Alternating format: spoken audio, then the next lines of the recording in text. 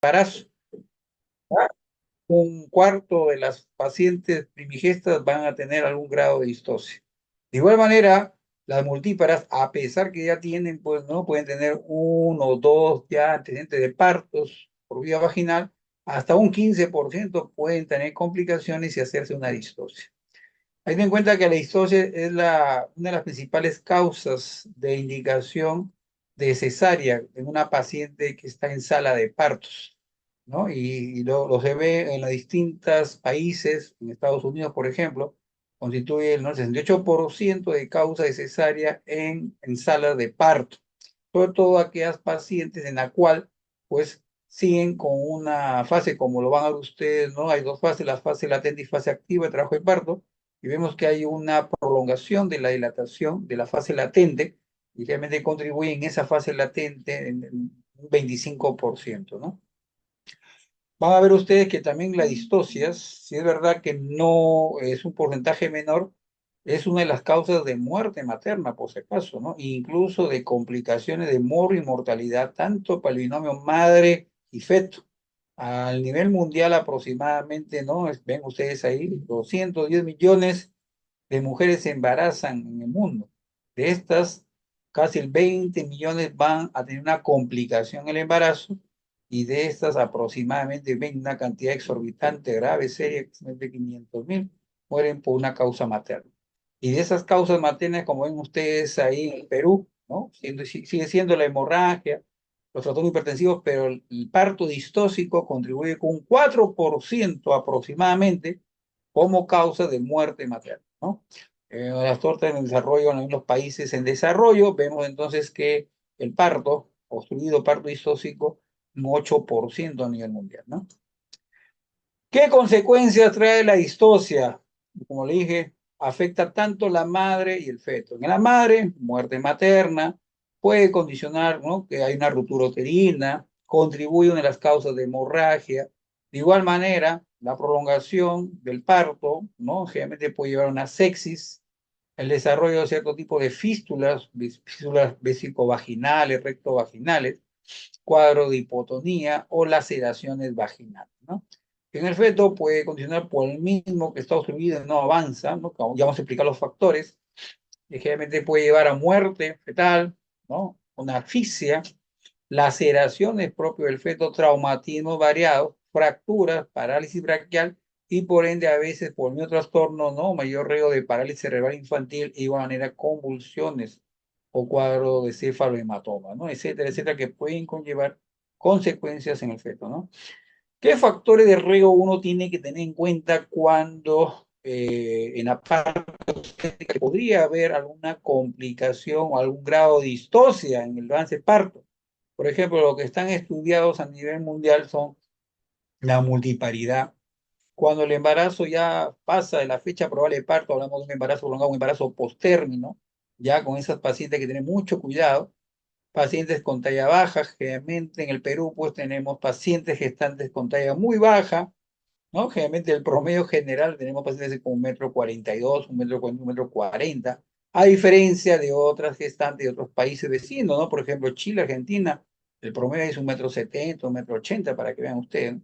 Pacientes con abdomen péndulo, generalmente pacientes que están asociados con obesidad, por ejemplo, pacientes con diabetes, sobre todo acá en el norte, ¿no?, que generalmente tiene una alta prevalencia de diabetes acá en lo que es Lambayeque, Piura, Tumbes, ¿no? Y cada vez más la presencia de fetos macrosómicos, dado por la misma coyuntura social, dietética que alberga nuestra población, nuestra sociedad. Y vemos cada vez mayor riesgo de obesidad y diabetes en gestantes adolescentes, ¿no? Otro es, por ejemplo, ya estamos viendo con el bebé, vamos a ver ustedes en el feto, lo que han hecho sus prácticas, tenemos pues lo que es la maniobra de Leopold, y vamos a ver que hay alteraciones o distocias en la situación, posición y presentación, ¿no? Cierto tipo de malformaciones, por ejemplo, hidrocefalia, fetos con espina bífida, meningomieloceles, ¿no? Puede haber, por ejemplo, madres que tengan fractura de pelvis por accidentes anteriores o por problemas ya congénitos, antecedentes de que hayan tenido partos anteriores con dificultad, ¿no? intervenciones quirúrgicas previas, por ejemplo, cesárea anterior una vez, dos veces, antecedentes de miomectomías, pacientes con ablación endometrial, etcétera. Tumores en el canal del parto, que pueden haber, por ejemplo, miomas, cáncer de cervix, pólipos, condilomas acuminados gigantes, ¿no? Cambios de ambiente, generalmente a veces de la altura al mar, del mar a la altura, disfunción uterina hipotónica, generalmente menos frecuente. Pero como ven ustedes, factor de riesgo que es importante, la esencia acá para uno adelantarse las complicaciones que puede la distosia es la historia clínica. Hacer una buena historia clínica y ver a través de la recolección de datos, ver qué paciente me tiene estos factores, ¿no? Riesgo. Por ejemplo, tenemos madres con pelvis pequeña, por ejemplo, vamos a ver acá el tipo de pelvis, ¿no? Pelvis asimétricas, problemas en la parte blanda de la cadera, pelvis, tumores, adherencias, ¿no? Fetos macrosómicos, fetos con hidrocefalia, alteraciones en la situación, posición, o fetos a veces que son siameses o vienen con teratopago, ¿no? Igual, combinación de factores tanto materno como fetal, por ejemplo, la incompatibilidad fetopélvica, disfunciones uterinas, la multiparidad, la talla baja o tumor del canal del parto, ¿no? Entonces, nosotros podemos ver, ¿no?, que el parto es la consecuencia de las tres P's, es decir, las tres potencias. Lo que es la pelvis ósea, o sea, el canal, lo otro, el motor, que es el útero, y el otro, el vehículo, el pasajero, que es, en este caso, el, el feto, ¿no? Entonces yo tengo, ¿no?, el pasajero, que es el producto, en este caso el feto, tengo lo que es el canal del parto, que es ¿no?, el pasaje, ¿no? Y el vehículo motor, que es la potencia, que es el útero. O sea, si yo veo que en esa gestante tiene una buena dinámica uterina, es una pelvis adecuada y el producto tiene todas las variables adecuadas, entonces va a darse un parto ectóxico adecuado, sin complicaciones. Pero si yo veo alteración en estos tres factores, entonces yo voy a tener un parto distóxico, ¿no? Que generalmente vamos a encontrar alteraciones en estas tres P, ¿no? En la de potencia, la de pelvis y de producto. Entonces, siempre ustedes en emergencia evaluar bien a los pacientes estas tres P. Si estas tres P son debidamente evaluadas a través de una historia clínica adecuada, va a haber menos riesgo de distosia y de complicaciones, tanto moro y mortalidad.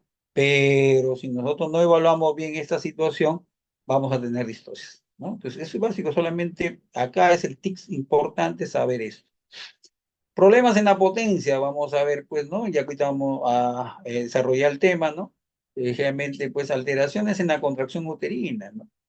De igual manera, dificultades para pujar, ¿no? A veces por agotamiento materno, sobre todo en gestantes adolescentes o gestantes que están varios días, ¿no?, con ansiedad, sobre todo las primigestas, que están ansiosas y no saben, no, o no han explicado, o a veces no han llevado psicoprofilaxis para poder controlar y la ansiedad, sobre todo, que provoca esta situación, ¿no? En el periodo preparto, los pros del trabajo de parto o el inicio del trabajo de parto, ¿no?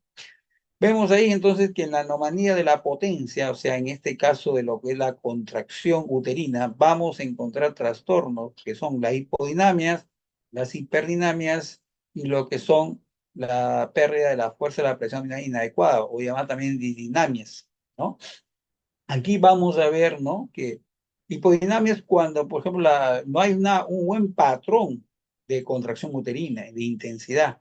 O la hiperdinamia son contracciones buenas, adecuadas o a veces exageradas, pero que no logran, ¿qué?, ejercer efecto adecuado sobre el avance del trabajo de parto. O sea, no provocan dilatación y por ende, pues, una prolongación del trabajo de parto.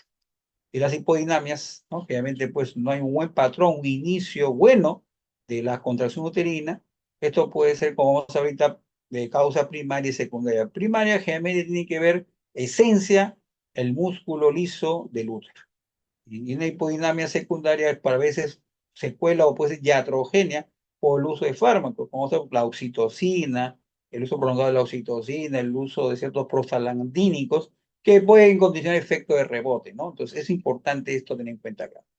Entonces vemos ahí en lo que se refiere, cuando hablamos de contracción uterina, vamos a hablar de lo que es, ¿no?, la duración, la frecuencia y el tono, ¿no? En lo que se refiere, por ejemplo, a la frecuencia, vamos a ver, ¿no?, que las contracciones uterinas normalmente son entre 2 a 5 contracciones en 10 minutos. En la fase latente se considera, ojo, ¿no? Generalmente en la fase latente las contracciones son hasta 3 contracciones en 10 minutos. En la fase activa, de 3 a 5 contracciones en 10 minutos, te dice la SEGO, Sociedad Española de Ginecología y Obstetricia, y lo que es la CO, la RECOG, y lo que es el Instituto Materno Perinatal te dice de 2 a 5 contracciones en 10 minutos. Cuando ya estás en fase de expulsivo, las contracciones son más de 5 contracciones en 10 minutos. Entonces, conforme vas avanzando en las fases, que ustedes saben muy bien, la fase de dilatación, expulsivo y alumbramiento, en la fase expulsiva aumentan más las contracciones. Entonces, en lo que refiere a la frecuencia, vamos a ver que puede haber una oligosistolia, cuando las son menos de 2 contracciones, de repente 1, 2, y polisistolia, cuando tenemos, pues, ¿no?, más de 5 contracciones en un periodo contado de 10 minutos. En la intensidad, hiposistolia y hipersistolia, ¿no?, que tiene que ver con la intensidad. Generalmente tenemos 30-60, grábense bien eso. Si la intensidad está por debajo de 30 milímetros de mercurio, eso es hiposistolia, y si está más de 60, hipersistolia, como ustedes ahí, ¿no? Esto es importante porque vamos a hacer una combinación, porque acá vamos con lo cuando hablamos de hipodinamia, cuando hablamos de hiperdinamia y cuando hablamos de dinamia. Entonces, la alteración del tono, hipotonía, hipertonía, ¿no? 8-12 es importante. Por debajo de 8, hipotonía; por debajo de 12 miligramos de tono, hipotonía. Entonces, esto es una combinación, alteración del triple gradiente descendente. La combinación tanto de lo que es la frecuencia, la intensidad, el tono, hace que haya un triple gradiente descendente adecuado. Cuando se altera cualquiera de estas variables, vamos a tener alteración del gradiente descendente y por ende van a aparecer las hipodinamias, las hiperdinamias y las dinamias, como vamos a ver acá. Entonces, tenemos la distosia del parto, como pueden ver ustedes ahí, ¿no? Entonces, vemos en el gráfico, ¿no?, que realmente acá en lo que es la frecuencia cardíaca, y abajo tenemos lo que es la intensidad, ¿no? Acá, por ejemplo, tenemos son contracciones muy seguidas, que tenemos una polisistolia, pero también tenemos que cada cuadradito tiene, de aquí para acá, cada cuadradito tiene 1 milímetro de mercurio. Entonces vemos acá que de aquí hasta acá casi generalmente son, ¿cómo se llama?, más de 30 milímetros de mercurio. Por lo tanto, acá hay una hipertonía con polisistolia que vamos a ver en las hiperdinamias, ¿no? Por ejemplo, acá, más de lo mismo, vemos acá ustedes en el gráfico una bradisistolia, ¿no? Oligosistolia también, ¿no? Una contracción en un parámetro de 10 minutos. Tenemos una o dos contracciones. En cambio, acá abajo, vemos acá una polisistolia y taquisistolia, ¿no? O taquisistolia o polisistolia, miren ustedes acá. Tenemos 1, 2, 3, 4, 5, hasta más de 5, hasta 6 contracciones en 10 minutos. Este es un parámetro de 30 minutos. Miren, para que vean ustedes, acá una contracción en 10, acá casi 6 contracciones en 10 minutos. No es lo que estamos viendo ustedes nosotros acá. Acá vemos también que hay alteraciones de la coordinación, que es lo que se llama incoordinación uterina, inversión del gradiente, anillo de contracción. Entonces, en sala de partos, cuando ustedes tengan la oportunidad de rotar, van a encontrar estos 3 tipos de parámetros. Lo que es ¿no?, la incoordinación uterina, la inversión de gradiente, ¿no?, los anillos de contracción. Aquí vemos, por ejemplo, esta es una actividad uterina, ¿no?, coordinada, ¿no? Tiene su tiempo de contracción, su tiempo de relajación, contracción, relajación. Y vemos acá que hay una contracción, baja al reposo, pero inmediatamente se reactiva de nuevo. Luego baja, luego se reactiva un poco, baja, luego se reactiva. O sea, hay un patrón irregular. Esto se llama incoordinación uterina, ¿no? Entonces, incoordinación uterina también impide el avance del trabajo de parto. La inversión de gradientes, el gradiente siempre va de arriba hacia abajo, es decir, de lo que es el cuerpo uterino al cuello. En cambio, si esto aparece más en la parte inferior, en el segmento inferior, se van a crear marcapasos artificiales, como se llama, secundario, y esto va a no condicionar el avance del trabajo de parto. Entonces, esto podemos ver con lo que se llama incoordinación uterina. Entonces, vemos ahí las incoordinaciones uterinas, ¿no? Miren, ¿no? Entonces hay una contracción, son contracciones de intensidades diferentes, tonos diferentes, duración mil, ¿no? Entonces, vamos entonces a las hipodinamias. Las hipodinamias están asociadas, ojo, con bradisistolias y las hiposistolias. Doctor, ¿cómo yo veo esto? Entonces pido lo que es un monitoreo de trabajo de parto. Este es el mapa, este es un monitor y en el mapa se dibuja, en la parte de arriba van a ver ustedes lo que es el lado fetal y en la parte de abajo lo que es el lado materno. Entonces yo voy a ver acá, como ven ustedes acá, 0, 50, 100, ¿qué? Milímetros de mercurio. Entonces voy a ver cuánto de intensidad tiene, ¿no? Y el tono, de aquí para acá, cuánto de tono tiene, y de igual manera la frecuencia de las contracciones. Y vemos acá que son contracciones, ¿no? No todas tienen las mismas intensidades y tienen el mismo tono. Entonces, cuando yo veo que hay pocas contracciones, o caso contrario, realmente no son tan intensas, entonces voy a tener brasístole y hiposístole a lo de hipodinamias. En cambio, las hiperdinamias están asociadas con taquisistolias e hipersistolias. Ya hemos dicho que las hipodinamias pueden ser primarias, que generalmente tienen que ver con el músculo uterino y empiezan desde el comienzo del trabajo de parto. En cambio, las secundarias es posterior, después de haber iniciado todo bonito, todo hermoso, una buena dinámica, de un momento a otro se van las contracciones y se altera el patrón normal del trabajo de parto. Es importante tener en cuenta acá, ¿no?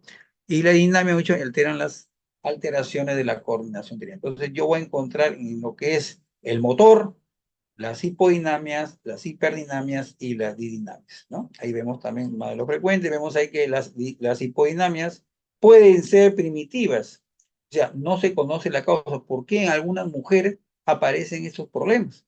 No podemos, ¿no? O sea, por más que ha hecho los estudios, no se encuentra la causa común primaria que lleve a esa situación.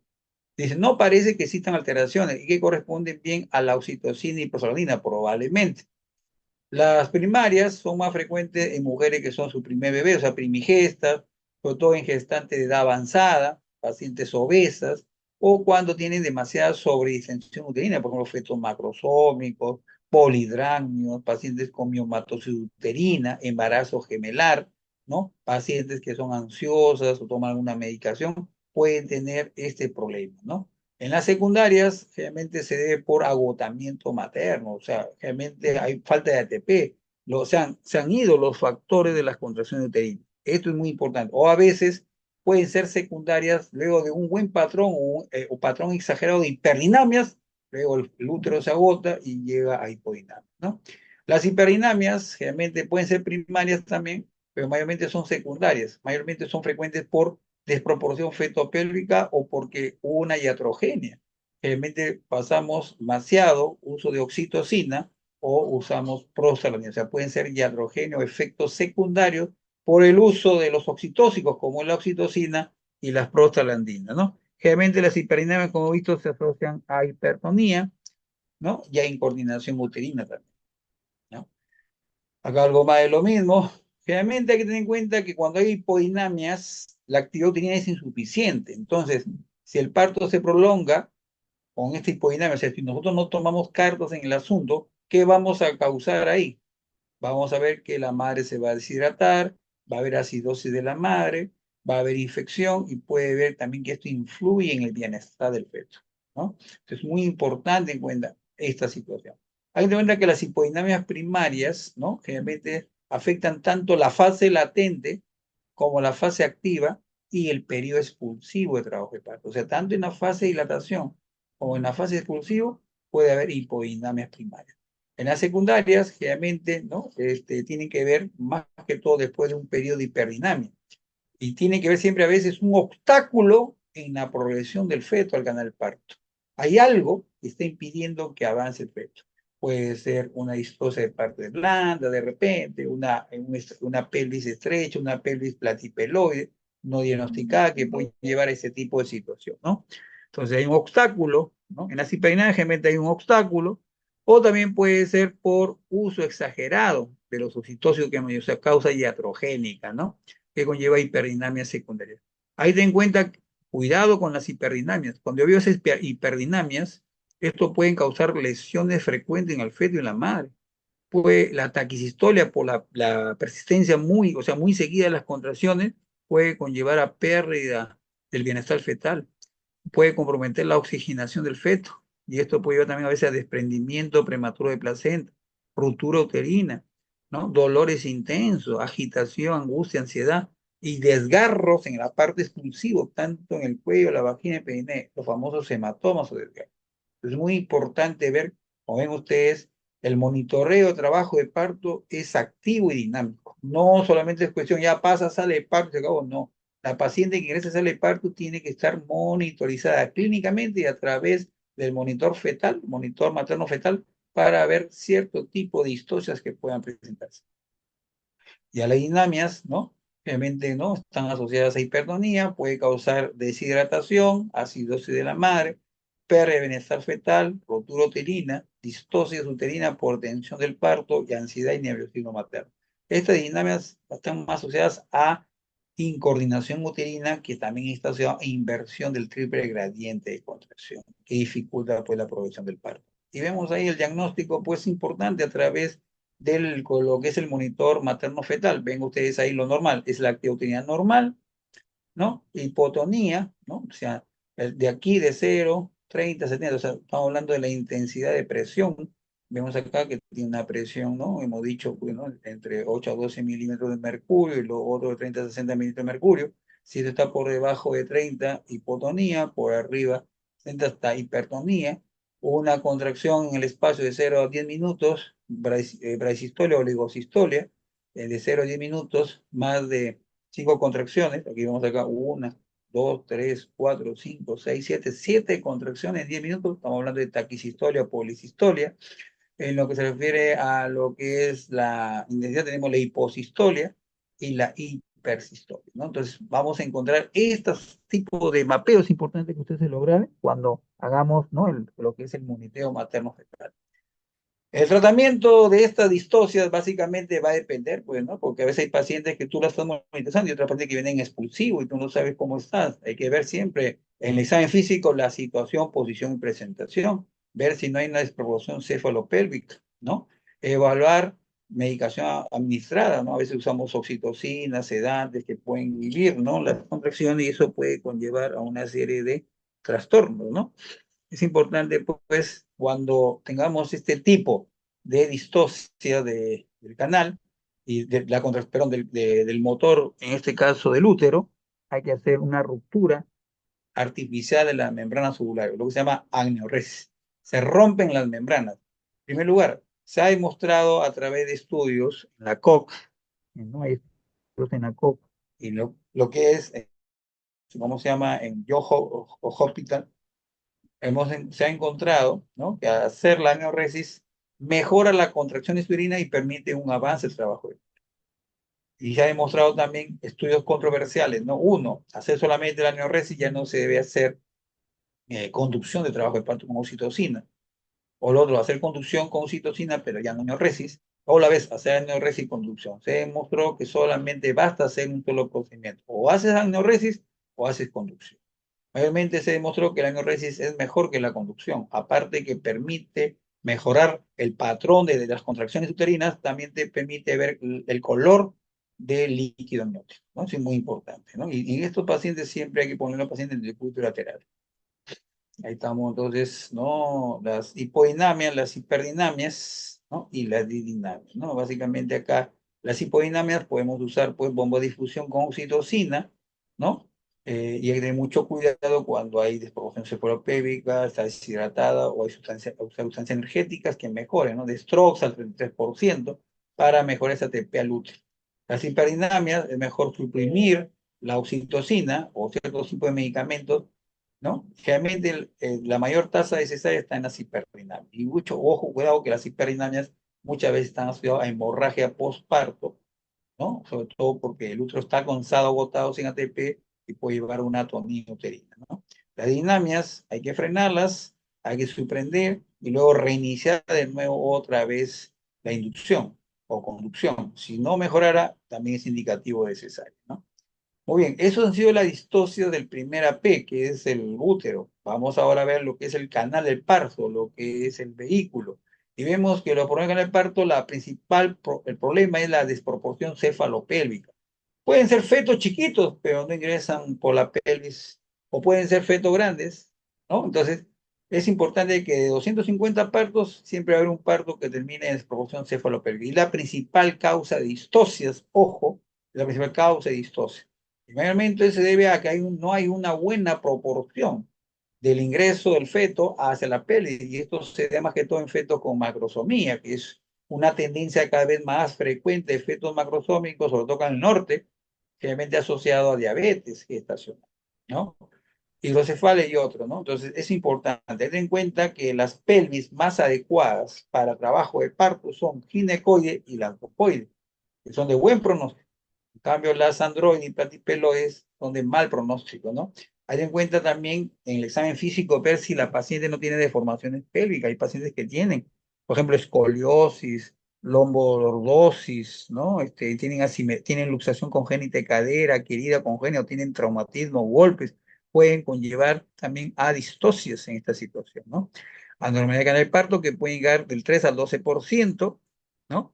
Entonces yo voy a encontrar la pelvis. Y en la pelvis yo tengo que ver que puede ser por problema de tamaño, la forma de la pelvis o la inclinación de la pelvis. Estos tres parámetros uno tiene que lo se llama la pelimetría interna. Entonces, cuando uno da un tacto de emergencia hay que evaluar las pelvis, ¿no? ¿Qué evalúo? Los estrechos superior, medio inferior. En el estrecho superior, ¿no? Yo voy a evaluar aquí, como se mencionó, el conjugado diagonal, conjugado obstétrico, pero ¿qué me permite evaluar el estrecho superior? Ver qué, que haya un buen descenso y encajamiento. Si se altera el estrecho superior, la distosia, entonces el bebé no va a descender y no va a encajar. Es lo que se llama desproporción cefalopélvica. Entonces, la desproporción cefalopélvica ocurre porque hay un problema en el descenso y el encajamiento dado por una distosia en el estrecho superior. En el estrecho medio, que veo el diámetro biciático, entonces ¿qué voy a encontrar? Problemas en la rotación. El bebé no rota, por ejemplo, una derecha no rota izquierda. Para que una derecha rote izquierda, generalmente son un ángulo de 135 grados. Es diferente a un bebé que está en izquierda, ¿no? Entonces, cuando hay una dificultad en el descenso y en la rotación interna, hablamos de distosia del estrecho medio. Y en el estrecho inferior, que es el ángulo subpúbico y el diámetro bisquiático, se va a ver distosia por dificultad en la expulsión. Avanzó todo, bajó por el estrecho superior medio, pero se quedó abajo. ¿Por qué? Porque hay un problema en la expulsión y mayormente por una obstrucción, algo que impide la salida del pene. Ahí vemos la variante de las pelvis según la clasificación de Carver-Molloy, ¿no? Y vemos los distintos diámetros que tiene, ¿no? Vemos entonces que la ginecoide y la andropoide son las pelvis más adecuadas para lo que es trabajo de parto, ¿no? Para la ginecoide, muy buena, tanto en diámetro anteroposterior como transverso, igual que la antropoide, y las menos, la platipeloide, ¿no? Que generalmente muy en diámetro transverso, pero anteroposterior no permiten, igual la androide, y en la forma de un corazón, que tampoco no permite un buen paso, son malas pelvis. Vemos ahí entonces que hablamos, ¿no? De pelvis estrecha, cuando en el estrecho superior el conjugado diagonal es menor de 11,5 centímetros. A este conjugado no le restas 1,5 y vas a tener el conjugado obstétrico. Cuando el conjugado obstétrico mide menos de 10 centímetros, como este es acá, ¿no? Esto generalmente va a llevar a una distosia. El estrecho medio, el diámetro biciático, ¿no? Menor de 9 centímetros, y en el estrecho inferior, un diámetro biciático menor de 8 centímetros o un ángulo subpúbico menor de 90 grados. Entonces, ahí están son los criterios para considerar una pelvis estrecha. Esto es muy importante. Esto realmente es un consenso de tanto lo que es la COP, la RECO y la revista australiana, ¿no? En el Up Today se ven los parámetros cortes de lo que es la pelvis estrecha, ¿no? De igual manera, vamos a encontrar pacientes también con una pelvis estrechada, a veces fusionada. Ustedes saben muy bien desde el punto de vista de anatomía, como tenemos la sanfertrosis, la sinartrosis. Vemos que esto está fusionado y se llama la pelvis justa y minur, ¿no? Generalmente, pues, hay una reducción de todos los diámetros, tanto anteroposterior, transverso, que hace prácticamente imposible. En otras palabras, pues, una anomalía pélvica que nació la paciente, ¿no? Tenemos la pelvis de Kirchhoff o pelvis larga, péndulo, ¿no? Generalmente que puede ser por una fusión de la L5 a la S1, o caso de una rectificación del saco en lugar de tener una curvatura que permite el paso del bebé. Miren, entonces tenemos también la luxación congénita de cadera, en este caso el lado izquierdo, o problemas en la columna, miren esta escoliosis, ¿no? Entonces hay que ver muy bien, a veces examinar bien al paciente y ver que hay pacientes que tienen ciertas características, y eso se logra a través de una buena historia clínica, una buena anamnesis y un buen examen físico, ¿no? De igual manera también tener en cuenta las adaptaciones maternas, las adaptaciones fetales que se tienen que dar para permitir el paso, ¿no?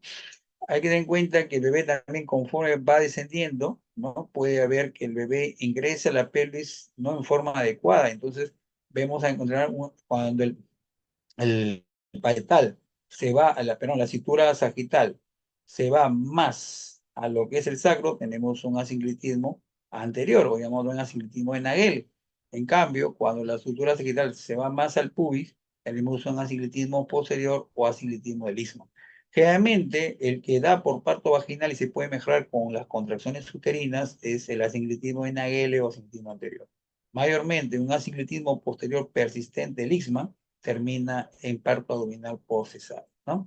Igual hay que ver la paciente, ¿no? Miren las caderas, ¿no? El morfotipo de la paciente, a veces peruana, ¿no? Tienen baja estatura o a veces tienen alteraciones de la parte sacroiliacis, ¿no? El famoso romboide de Michelis, en la cual te permite ver la simetría que hay en la pelvis o asimetrías que te da algo indirecto de lo que podría ser una distocia, ¿no? De igual manera, la palpación abdominal con la mano, ver con la cuarta maniobra o cuarta maniobra de Pinar, en la cual ver si la cabeza incide en la pelvis y pueda pasar por ahí, o te puede indicar una desproporción cefalopélvica, ¿no? Realmente la palpación medular de Pinar por vía abdominal te permite ver si la cabeza está, ¿no? Encajada o no encajada, ¿no? La maniobra de Müller también, poniendo una mano a nivel de la sínfisis pubis para ver cómo está la cabeza y otra mano dentro de la parte vaginal, como ven ustedes ahí, ¿no? Permite ver si el bebé encaja o desciende sobre la pelvis, esa pelvis buena, ¿no? Perimetría externa, obviamente radiografía se ha dejado de lado, ¿no? A través de la ecografía, uno el examen físico puede, ¿no? Diagnosticar que puede haber una perimetría adecuada o inadecuada. Vemos ahí que todos nosotros, a través de estos dedos juntos, mis dos deditos juntos, desde la sínfisis pubis, ingresando todo el tacto, palpando lo que es el sacro, la primera barra donde está el, ¿cómo se llama? El promontorio. Vemos de aquí para acá cuánto mide esto. Cada uno tiene su mano, su dedo, y tiene que medirse. Entonces, hemos dicho que el conjugado diagonal debe medir más de 12,5 centímetros, ¿no? Entonces, el obstétrico resulta del conjugado diagonal menos 1,5. ¿Por qué no se puede obtener directamente el conjugado obstétrico? Porque ¿cómo se llama? El pubis, la pubis no permite, sería acá, el conjugado obstétrico sería el mediano promonto subpúbico, pero no se puede hacer porque acá está la pubis, ¿no? Entonces, por eso que el conjugado obstétrico se obtiene de la longitud, diámetro del conjugado diagonal menos 1,5 centímetros. Hay que ver también las prominencias, ¿no? Del estrecho medio, cómo son las espinas, el diámetro bisiátrico, si hay espinas romas o son puntiagudas, punio bilateral, son espinas convergentes o divergentes, ¿no? Ya no se puede prueba de parto. Entonces, bueno, generalmente uno evalúa las estrechez pélvicas en el trabajo de parto. Hay colegas a veces que ven que el bebé ya tiene 37, 38 semanas, dice el bebé está flotante, no está encajado, programación para cesárea, pero muchas veces el paciente en trabajo de parto con la dinámica baja la cabeza, desciende y permite un trabajo de parto normal, ¿no? Entonces vemos ahí, ¿no? Hay que tener en cuenta en la actitud obstétrica que puede ser pues problemas por estrechez superior, en el estrecho medio o en el estrecho inferior, ¿no? Entonces, la desproporción cefalopélvica puede ser absoluta si hay disparidad entre la cabeza del feto con la pelvis de la madre. O puede ser relativa cuando se debe a una posición anormal de la cabeza fetal, ¿no? Generalmente un diámetro, un cabezón, o es bien grande la cabeza, el diámetro, que pueda pasar por ahí la pelvis, ¿no? Entonces, el diagnóstico, el SP lamentablemente es indicación de cesárea, ¿no? Obviamente hay signos que te pueden permitir que el feto es muy grande, ¿no? La altura uterina. Uno que mide la altura uterina de la sine pubis hasta la parte más prominente del fondo uterino, ¿no? Que es muy importante tener en cuenta acá. Ver si la cabeza fetal incide o está encajada en la sine pubis, ¿no? En la parte vaginal, si hay un edema de cervix, la cabeza está flotante, hay molde de la cabeza, hay un, ¿no? Formación de capus, o sea, asinclitismo. Estos son signos que te pueden permitir ver si este bebé, pues, hay una disposición cefalopélvica, ¿no? Signos también como pujo materno antes de la dilatación completa. O sea, la paciente tiene ganas de pujar y ni siquiera todavía dilatado, está en 2, 3, 4, 5 también. Cuando ustedes estén en sala de parto y vean eso, probablemente hay una desproporción cefalopélvica, ¿no? La prueba de Gilles-Müller negativa, como he dicho, una mano en la sínfisis y otra mano dentro de la vagina para jalar la cabeza y ver si incide normalmente dentro de la pelvis, ¿no? Y algo más. Consecuencias y complicaciones. Si yo no me doy cuenta y no detecté bien la desprorción cefalopélvica, ¿qué voy a condicionar? Voy a llevar que esta vez se complique más el caso. Voy a llevar una hiperdinamia, una hipodinamia. Puede haber alteraciones en la etapa de dilatación y encajamiento. Puede haber ruptura precoz de membrana, prolapso de cordón, infecciones amnióticas, posteriormente endometritis, lesiones fetales y fístulas vaginales. Todas las complicaciones que puede haber si yo no detecto la desprorción cefalopélvica. Como mencioné, también puede haber algo que obstruye la salida del feto, puede haber distosia de parte blanda, a veces el útero no es como tal, y tenemos malformaciones müllerianas. Por ejemplo, el útero normal, como ven ustedes el cuello, el cuerpo, ¿no? El fondo, dos tercios y tercio el cuello, y vemos el útero de Delfo, ahí tiene que ver con los conductos paramesonéfricos de Müller, que entre la quinta semana se forman y se fusionan entre las 8 o 13 semanas, ya a las 8, 7, 8 semanas están fusionados y forman un solo útero. Cuando un conducto de Müller, derecho e izquierdo, no se han funcionado, entonces se forman dos hemiúteros, que pueden cada uno estar con un cuello. O sea, puede ser un útero de Delfo unicolis o puede ser un útero de Delfo bicolis. O sea, cada útero, hemiútero, con cada uno con un cuello. Miren, interesante, ¿no?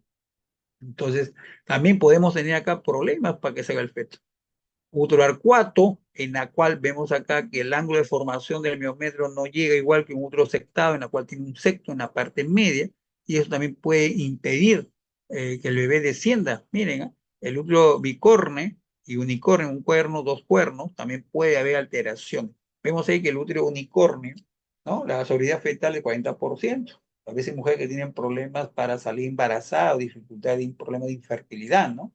En cambio, no, esto no varía, el unicornio puede parto normal, el útero bicorne, sí, el ideal ubicado, generalmente no llegan a término, o sea, son causas de parto pretérmino. Bien interesante. Un abdomen péndulo, generalmente mujeres múltiples de cirugía, o úteros en retroflexión. Se ven en ginecología tenemos útero anteverso, retroverso, o tenemos el útero anteflexo o retroflexo, o tengo el útero anteverso flexo o retroverso flexo, en la cual los grados de retroflexión pueden ser grado 1, grado 2, grado 3, pueden estar asociados a problemas anatómicos, heridos familiares, pero también cierto grado, sobre todo la retroflexión, grado 2 y 3, puede estar asociada a una enfermedad que causa dolor, infertilidad, como es la endometriosis, ¿no? Tenemos también pacientes que tienen prolapso y saldrá por ahí el bebé, interesante, ¿no? Asociado a multipariedad, mujeres de a veces, ¿no? Que están en la parte periférica y que tienen 5, 7, 8 hijos, ¿no? Tumores, por ejemplo, miomas, pólipos, cáncer, condiloma, hemos mencionado que pueden también condicionar distosia de parto, ¿no? Aglutinación del cuello, a veces pacientes que han tenido incompetencia cervical y se hace ¿cómo se llama? Cerclaje de McDonald o de Chirocac para impedir las pérdidas, cáncer o problemas de fibrosis, o a pacientes que le han hecho conización, por ejemplo, un cono, que han tenido lesiones de precáncer, ¿no? Displasias, sobre todo lesiones de alto grado como son NIC2, NIC3, ¿no? Distosia cervical, rigidez de estinosis, depende por cirugías, ¿no? De repente tuvo una úlcera y hicieron cauterizaciones, pueden haber cicatrices o adherencias, ¿no? Infecciones, ¿no? Tenemos también problemas en la vagina, abajo hay vagina doble, miren, ¿no? Cada el útero, por ejemplo, didelfo, ¿no? Que cada hemiútero con cuello y dos vaginas, que también puede haber alteración, ¿no? Para que salga el feto, ¿no? Tabique vaginal, que puede ser transverso o longitudinal, o ausencia de vagina, atresia vaginal, también es una de las causas también que, por la cual no puede salir bebé, ¿no? El mecanismo de parto, ustedes muy bien, ¿no? Factores que influyen en la duración de trabajo de parto, vemos en el partograma la fase latente y la fase activa. En la fase latente, que va de 0 a 3, la dilatación, de 4 a 10, la fase activa. Generalmente, pues, este partograma, el original, dice que la fase activa empieza a partir de la dilatación 6. La Sociedad de Chilena dice que a partir de la dilatación 6 la fase activa. Tú ves, ¿cómo se llama? Recoga-Cort dice a partir de 5 centímetros. Entonces hay variantes. En el William, ahí dice bien claro, 6 centímetros. Interesante, ¿no? Entonces nosotros tenemos lo que es el Instituto Materno Perinatal, la fase latente, tenemos acá, miren, tenemos una fase activa, una fase de aceleración y una fase de pendiente máxima y luego una fase de desaceleración, luego el parto. Generalmente lo representado o el partograma, ¿no? Entonces, las distocias pueden darse tanto en la fase latente, fase activa, expulsivo y problemas de alumbramiento, ¿no? Los factores que influyen en la duración del trabajo de parto, pues la paridad. Cuanto más hijos, más rápido. El primer bebé demora mucho para salir, ¿no? El índice de masa corporal, obesidad, tipo 1, tipo 2, de sobrepeso, el peso fetal, feto RCIU, peso normal, feto grande o depende de macrosómico. Sexo fetal, se dice que el sexo femenino menos distosia que el sexo masculino, interesante. Inducción de trabajo de parto, a veces que es fallido, ¿no? El prematuro, obviamente tiene un diámetro de cefálico mayor que el pélvico, ¿no? Anestesia de parto, el uso cada vez más frecuente de la anestesia epidural o el parto sin dolor, pujo inmediato y diferido, ¿no? Entonces puede haber distocias tanto en la fase activa, distocias por prolongación, o en el expulsivo, distocia de detención. Interesante. Esto puede llevar a una serie de complicaciones, ¿no? Por ejemplo, las distocias, enredo materno, hemorragia, como hemos dicho, parto operatorio, a veces hay centros médicos donde se usa el parto instrumentado, vacuum, ¿no? O extractor vacuum, ¿no? O, ¿cómo se llama? Cesárea, endometritis, ¿no? Sobrehidratación por demasiado líquido, ¿no? Corionitis, desgarros perineales, daño de piso pélvico, a veces el parto vaginal traumático, es uno de los principales factores de riesgo para que la mujer a los 40, 50 años haya problemas de piso pélvico, como son prolaxos, incontinencia urinaria fecal, dispareunia, dolor pélvico crónico, disfunciones sexuales. Riesgos neonatales, como siempre, hipoxiquémica, que mencionó, muerte neonatal, ingreso a UCI, todos los problemas que puede haber, ¿no? Desde el programa, ¿no? Vemos acá, generalmente femenino multípara, masculino multípara, generalmente vemos acá común, pero femenino nulípara es más rápido y más demora más el parto en una nulípara que tiene feto masculino. Interesante, ¿no? Vemos ahí entonces que la dilatación del cuello uterino, ¿no? Y la dilatación de la vagina permiten la salida progreso de la cabeza fetal. Tenemos la ley de la presión hidrostática, la bolsa de agua, la formación del segmento inferior, tanto la parte activa de los músculos como la parte pasiva de la prensa abdominal de la madre, que permite que el cervix haya borramiento, incorporación, ¿no? Y haya dilatación, ¿no? Entonces, la dilatación y el descenso son dos curvas importantes. Conforme hay dilatación, va descendiendo la cabeza fetal. Son dos parámetros a tener en cuenta acá, ¿no? Para este. Y aquí vemos la diferencia entre una mujer primigesta y multigesta. Esto generalmente ustedes lo van a ver en los libros de obstetricia, que no es el común de acá, pero hay que tener que conocer, ¿no? Cuánto dura, ¿no? La dilatación promedio es 3 centímetros por hora en una primigesta, multípara 5 centímetros por hora. Ser multípara, por eso el avance de una multípara más rápido que una primigesta. Cuando sobresale de estos parámetros hablamos de distosia, ¿no? Entonces, según el patrón de Friedman, tenemos distosia en trabajo de parto por prolongación o por detención. Por prolongación, hay una dilatación prolongada. Realmente cuando una primigesta, su dilatación es menos de 1,2 centímetros por hora, o una multípara menos de 1,5 centímetros por hora. Se dice que hay distosia por prolongación por descenso prolongado cuando la detención de descenso es menos de 1 centímetro en primigesta y menos de 2 centímetros en multípara. Y hablamos de tensión de descenso cuando hay cese de dilatación, no hay nada. Generalmente hacemos 2 tactos vaginales cada 2 horas y sigue igual, ¿no? El 4, por ejemplo, a las 8 de la mañana le encontré con 4, le hago un tacto a las 10, 12 y siguen 4. Cese el descenso y de una, o sea, se quedó en -2, -2, -2 y no avanza. Entonces eso es importante. Entonces hablamos de una fase latente prolongada y vemos acá que esto que se prolonga el tiempo y no avanza hacia arriba para que dilate. Igual en el descenso es lo mismo, ¿no?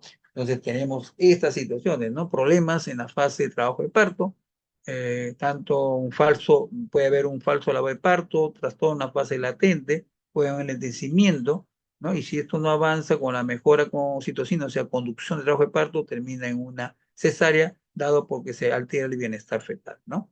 Igual en el trastorno en la fase activa, algo más de lo mismo que ya se mencionó. Si no mejora con una prueba de conducción, entonces procedemos a lo que es cesárea, ¿no? Hay factores que pueden alterar la dilatación. ¿Cuáles son? Ruptura prematura de membrana, la nuliparidad, la inducción del parto, mujer que es más de 35 años, no dicen adolescente más de 17 años, peso fetal más de 4 kilos. Ojo que acá consideramos macrosómico con feto más de 4 kilos, pero España es más de 4,5 kilos. El George Hopkins, realmente más de 4,500 y con o sin diabetes, por ejemplo. Es importante, ¿no? Tener ese alcance también. Trastornos hipertensivos, polidramios, tratamiento de infertilidad, todos los factores de riesgo relativo o radio para considerar que son factores que pueden alterar la progresión de la dilatación del trabajo de parto. Aquí vemos más de la situación, posición, ¿no? Una cabeza flotante ante el encajamiento, indicación de cesárea. Hay que tener en cuenta que una mujer primípara primero se encaja, luego desciende. desciende y luego encaja. En cambio, la multípara primero puede dilatar y luego descender. Porque si ocurre al revés en multípara, entonces no va a bajar y es sinónimo de distosia y termina en cesárea, ¿no? La primípara la cabeza se encaja y ya al final de la gestación. En cambio, multípara la cabeza se encaja ya durante el trabajo de parto. Y si de acuerdo a cómo ingrese, vamos a tener, como mencionado, es sinclítico, asinclítico o alteraciones en los momentos críticos del paso del bebé. El bebé puede tener su posición ovoidea, que es de vértice anterior, y puede tener deflexiones, como son deflexiones grado 1, que es de pregma, deflexión grado 2, que es de frente, y deflexión grado 3, que es de mentón, ¿no? La de estas, la que puede dar parto vaginal, es la de pregma. La mentoniana anterior puede dar parto normal, pero la mentoniana pues a veces termina en cesárea, y la grado 2 que es diferente, sí, obligatoriamente, si ustedes palpan eso, es indicación de cesárea. Es importante en cuenta cuando ustedes están allá en su centro de salud solo. Al tacto vaginal encuentran eso, ni hablar, inmediatamente refieren, ¿no? Porque va a terminar en cesárea, ¿no? Y en la fase de expulsivo, ¿no? Que se hablaba que 2 horas, más de 2 horas, generalmente ahora se considera tanto en la primigesta como en la primigesta, como punto de corte, 1 hora, ¿no? Tenemos también los factores de riesgo para distocias de hombro, ¿no? Que puede haber, por ejemplo, cuando el bebé salga muy grande, el hombro se enclava, fetos macrosómicos, diabético, retraso en la fase activa, periodo expulsivo prolongado, parto general instrumentado. Entonces, usamos la maniobra de McRoberts, en la cual uno hace espación suprapúbica y con una hiperextensión de las piernas, permitiendo un aumento del ángulo subpúbico para la salida del feto, ¿no? Tenemos también términos breves nada más para el parto precipitado. Realmente el parto tiene una duración. Hablamos de parto precipitado cuando ni bien empezó la dilatación hasta que sale el bebé, tiene un tiempo inferior de menos de 3 horas. Ha pasado nosotros en emergencia que al encuentra, por ejemplo, entre 8 de la noche, recién está con 4. La pasa a sala de parto y ahí nomás la hora ya está en 10 centímetros. Eso es parto precipitado, ¿no? Una alteración tanto en la fase de dilatación como de descenso del feto, ¿no? Pero el problema de este parto precipitado es que puede llevar a desgarros severos, y por la salida brusca en la parte de la madre puede haber atonía uterina, ¿no? Desgarros de primer, segundo, tercer, incluso cuarto grado. Como ven ustedes acá, los más dificultosos son los de grado 3 y grado 4. Cuando ustedes tengan grado 3 y grado 4, eso no lo pueden manejar ustedes, tienen que referir al hospital para ser, ¿no? Operada por el médico ginecólogo o el médico subespecialista, que es el uroginecólogo. El grado 1 y grado 2 ustedes los pueden manejar si están capacitados, ¿no? Si no, caso contrario, referirlos, ¿no? Distosia del objeto del parto, en este caso el feto, ya el producto de gestación, generalmente vemos anomalía de flexión, como con deflexiones, sinclitismo, persistencia de las rotaciones derechas, occipito posterior derecha, transversa baja, porque generalmente son condicionados por macrosomía o distosia de hombro, ¿no? Pueden haber fetales con hidrocefalia, masa cervical, hidropesia fetal, por ejemplo, ¿no? Embarazos múltiples y por los anexos como problema de placenta, de cordón o membranas.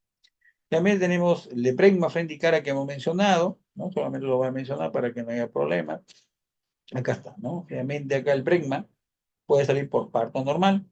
Esta es deflexión grado 1. Deflexión grado 2, como ven ustedes acá de frente, cuando ustedes palpen la frente, no, ya esta es indicación necesaria, porque se está midiendo el tubo occipito bremático, que obviamente mide más de 13 centímetros, el diámetro mayor del feto. En cambio, el grado 2, el occipito mentoniano anterior puede dar parto normal, pero el occipito mentoniano posterior generalmente indicación necesaria, ¿no? Los asinclitismos que ya se mencionó, ya hemos hablado, anterior y posterior, ¿no? Generalmente más tirado para el sacro o más tirado para la sinclitismo, ¿no? El diagnóstico del parto vaginal, si persiste el asinclitismo posterior persistente, e indicación necesaria.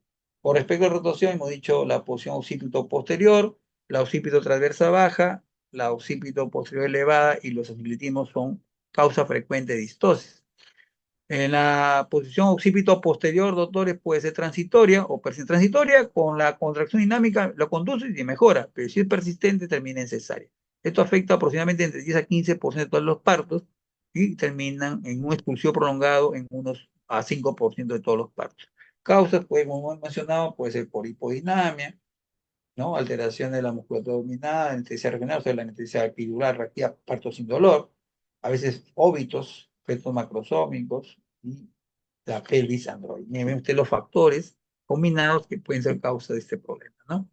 La rotación occipito anterior, mejor pronóstico, 2 de los casos pueden terminar en parto normal, y si no, la rotación occipito posterior es menos frecuente en otros casos, que termina en cesárea, ¿no? ahí está, ¿no? La anterior, esto termina en cesárea. Posición, ¿no? Generalmente en la posterior, ¿no? La conducta usted es conservadora, conducir, mejorar. Si no mejora, termina en cesárea también, ¿no? La baja entonces puede ser transitoria, que es más frecuente, mejor pronóstico, o la persistente que termina en cesárea. E igual, baja, ¿no? Igual. Entonces, la conducta es ver si es expectante o termina en cesárea. Igual la posición anteroposterior elevada, ¿no? Que puede ser dos variedades, la occipito sacra, o sea, mirando la cara, sacro, o la occipito púbica mirando el pubis. Es rara. Y si cualquiera de los dos, si es sacra, podría tener parto vaginal, si no, terminan en cesárea. ¿Ve? Una mirando el sacro y la otra mirando el pubis. La posición anteroposterior elevada, pues, generalmente puede ser un feto brachiocefálico, microcefálico, tiene alguna distosia del cordón, depende de doble circular, triple circular del cordón, ¿no? La occipito púbico y la súpula sacra, ¿no? Es por examen ginecológico. Tenemos también el feto pélvico, ¿no? Con variedad completa y completa, que no es el tema de fondo, pero también son distocias de posición, de presentación, anualidad de los nexos, ya vamos a hablar ahorita. Y para terminar, doctores, la distosia de cordón umbilical, que es muy frecuente, tener en cuenta también acá. El famoso circular de cordón es una de las causas de distosia. A veces el feto es tan chiquitito y como el cordón es corto o doble circular y no permite que la cabeza baje la pelvis, ¿no? Realmente puede ser en cordón único, múltiple, flojo, apretado, tipo A, tipo B, ¿no? Generalmente un lazo alrededor del cuello, como ven ustedes en la imagen, o a veces un patrón como ahorcando el feto, ¿no? Generalmente aumenta la incidencia, aumenta con la edad gestacional. La incidencia, dice la literatura, entre 19 y 24%, que pueden ser cordones únicos, que son más frecuentes que los cordones múltiples, ¿no? La patogenia, efecto aleatorio, mayormente, ¿cuáles son los factores de riesgo? Generalmente efectos con movimientos excesivos, un cordón umbilical largo, la edad materna también influye, el origen, la raza blanca negra y la paridad a veces afecta la incidencia, ¿no? Uno hace una ecografía Doppler y se ve el cordón que está alrededor del cuello. Acá está la columna, acá está el cuello y acá está la cabecita, ¿no? Realmente el manejo es anteparto, no justifica un cambio de atención prenatal. Hay pacientes que el bebé sale con un circular, dos circulares y se atiende, pero hay que estar, te obliga a una vigilancia más exhaustiva, ¿no? Más detrás, vuelta de cordón, hay que tener cuidado, depende si no manejo o hay problemas de estrés, se programa para cesárea, ¿no? El parto generalmente cae con cordón flojo, deslizar sobre la cabeza y sale parto vaginal. Si hay un cordón tenso, también desplazar hacia atrás sobre los hombros y se atiende parto normal, no hay problema. En los embarazos gemelares monoamnióticos, se corta el cordón, ¿no? Apretado en primero y eso permite que salga el gemelo que no ha nacido, ¿no? Generalmente se hace pinzamiento y eso evita el problema, ¿no? Lo que sí podemos ver es estos problemas, ¿no? Por ejemplo, clasificación.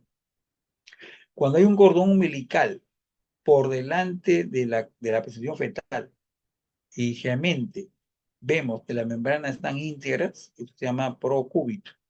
Pero si tengo el cordón por delante del feto y las membranas están rotas, eso se llama procidencia. Es importante. Entonces, tengo procidencia y procúbito. Procúbito, membranas íntegras. Procidencia, membranas rotas. Pero ¿cuál es la diferencia? Los dos. Es que el cordón está por delante. Acá está. Debe de estar adelante. El cordón está por delante. Acá las membranas están íntegras, procúbito. Membranas rotas, ¿no? Procidencia. ¿Estamos ahí? Acá el cordón no sale por canal vaginal porque las membranas están íntegras. En la procidencia, como las membranas están rotas, el cordón sale por el canal. ¿Estamos ahí? Generalmente no manifiesto, el cordón umbilical está en la parte lateral, no por delante, ¿no? En este caso se llama lateroincidencia. Las membranas están íntegras, pero el cordón se palpa al lado de la cabecita. Importante esto. Esta es una superemergencia, porque si esto ya se prolapsó, uno tiene que meter la mano y meter el cordón, jalarlo para un lado y tocar la cabeza y meterlo inmediatamente para sacarlo, porque te queda poco tiempo y el bebé se muere. Es una superemergencia, ¿no? ¿Qué factores de riesgo pueden llevar a este problema? Pues malas posiciones de presentación, ¿no? Posición de pélvico, transverso, edad gestacional prematura, bajo peso al nacer, segundo gemelo, ¿no? Placentación baja, ¿no? Multiparidad, polidramio, cordón umbilical largo, etcétera, ¿no? Si esto no es evidente, pues tiene que hacerse una cesárea. El tratamiento final es una cesárea, dado que la compresión del cordón produce, como ven ustedes, una caída de los latidos. A veces los latidos caen hasta 80, 60, una barradigrafia severa. Entonces, inmediatamente es una super cesárea de emergencia, ¿no? También el tamaño del cordón, hay cordón largo, que es más de 65 centímetros, o cordón corto, menos de 35 centímetros, ¿no? ¿No? Hay nudos de cordón verdadero, se ven a veces por, ¿cómo se llama? Por ecografía, incidencia bien rara. Factor de riesgo generalmente los cordones largos durante ese trimestre, ¿no? Nudos falsos no están asociados a resultados adversos, el manejo de monitoreo y viendo cómo las pruebas de bienestar están normales, parto vaginal, sino caso contrario, cesárea. Vemos que son nudos verdaderos, cuando en ecografía vemos una imagen parecida a un trébol en cuatro hojas, ¿no? El nudo verdadero, ese nudo, ¿no? Muy bien, esa es la bibliografía examinada, evaluada. Muchas gracias, alumnos. Gustosos a sus preguntas. Gracias. Muchas gracias, doctor. Vamos a dar un espacio de 2 o 3 minutos para ver si los chicos tienen algunas preguntas, ya sea que puedan encender su micro o dejarla por el chat. Y luego vamos Claro, a pasar a la trivia con las 5 preguntas que han sido proporcionadas por su persona. Van a tener un rango de también de 3 minutos para resolverlas y luego aclaramos las dudas en caso lo hubiera. claro.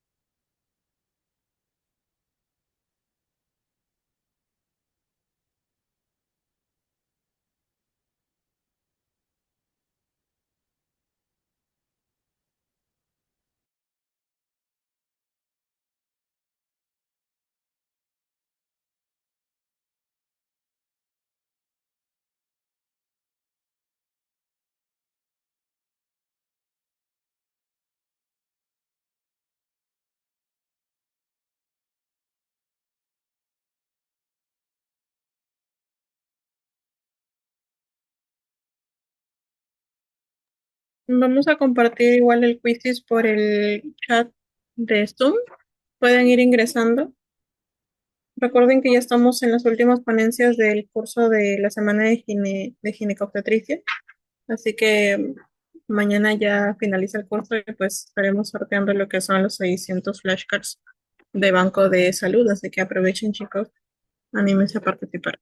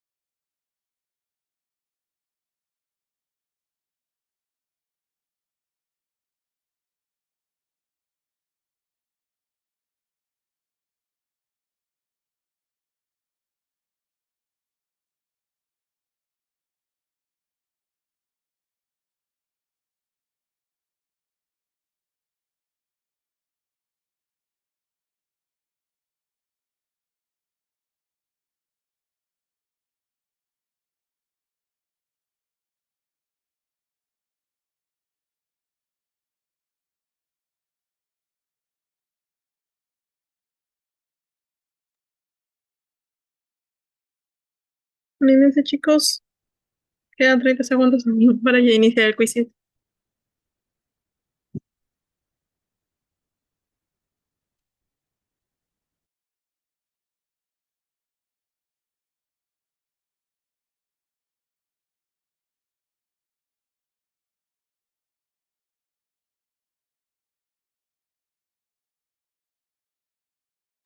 Ya. Bien, daremos inicio al quiz.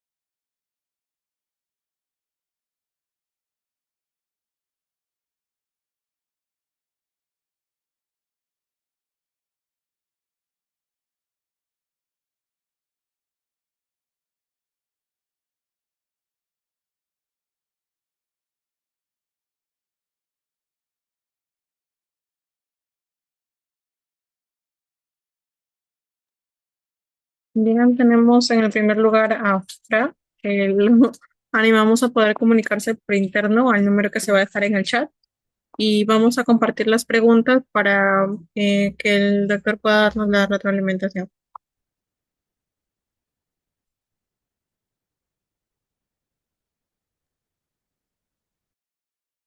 Bueno, estamos ahí. Bueno, como ustedes ven la primera pregunta de justamente las últimas diapositivas que se han hecho, ¿no? Cuando el cordón no sale por el canal vaginal, ahí lo han visto, se han visto en la imagen, la membrana ocular es tan íntegra, entonces estamos hablando de qué? ¿De una?